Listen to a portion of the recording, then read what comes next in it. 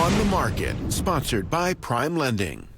Ryan Kiefer in to tell us how this new report on inflation might affect the housing market. Hey, Ryan.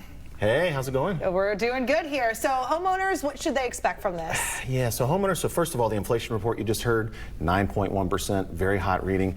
Couple things with that, kind of good news, bad news. The bad news first, I think that reading is low. I think it's worse than 9.1%, and here's the reason. So when they look at the CPI, Consumer Price Index, they're looking at a basket of goods. The housing part of that is 25%, but they're not looking at true rents, which are up 16%, home prices up 20%.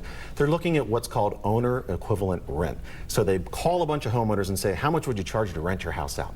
So that has only gone up 5.5% over the last year. Not exactly a very accurate gauge. So I think, and our viewers might attest that actual inflation's a little higher than a 9.1. It's also probably going to get a little worse before it gets better over the next couple of months.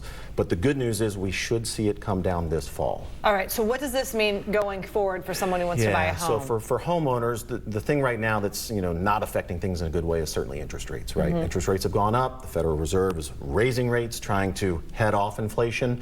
Longer term, though, this should be good. In fact, if you take a look at the graphic here, home appreciation rates typically stack up very well versus inflation. You see in the blue there, average inflation rates, green, home prices. So home prices tend to outpace inflation, so they're a very good hedge against inflation. And also longer term, we are thinking that interest rates are going to come back down probably early next year. Now, does that tie into home prices, like for buying homes, or the prices expected to kind of level out? They very much are expected to level out because we certainly cannot sustain, the 20% appreciation that we saw last year. So they're thinking 8% this year appreciation overall, about 5% next year in 2023. Okay, great insight, Ryan Kiefer. Thank you so much. We'll send it over to Erica.